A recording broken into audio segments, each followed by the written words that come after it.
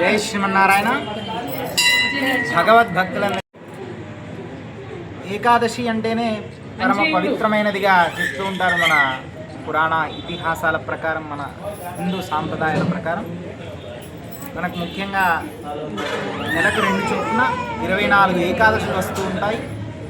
అందులో ముఖ్యంగా వైకుంఠ ఏకాదశిని అత్యంత ప్రముఖమైన ఏకాదశిగా చెప్తూ ఉంటారు.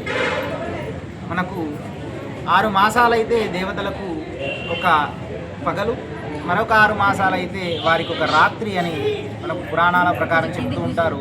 ఈ యొక్క వైకుంఠ ఏకాదశి రోజున వైకుంఠంలో 6 మాసాలు గడిచి దక్షిణాయనం నుంచి ఉత్తరాయణం వైపు వస్తూ ఉన్న క్రమంలో వైకుంఠ ద్వారాలు తెరుచుకొని ఉదయం అక్కడ ప్రకాశిస్తుందట.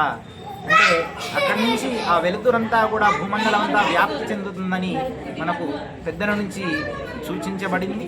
అటువంటి వైకుంఠ ఏకాదశి నాడు ఉత్తరముఖంగా ఎవరైతే స్వామివారిని దర్శించుకుంటారో వారికి వైకుంఠ ప్రాప్తి కలుగుతుందట.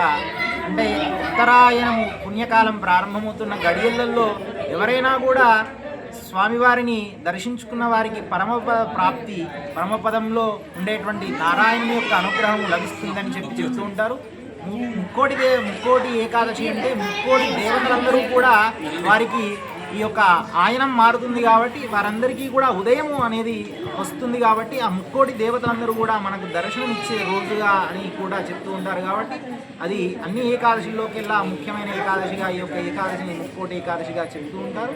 ఈరోజు దర్శించిన వారికి, ఉపవాసం ఉన్న వారికి తప్పకుండా వారందరికీ కూడా ఉండేటువంటి ఈతి బాధల్ని కూడా తొలగిపోయి శ్రీమన్నారాయణుని యొక్క అనుగ్రహం తప్పకుండా లభిస్తుంది. జై శ్రీమన్నారాయణ.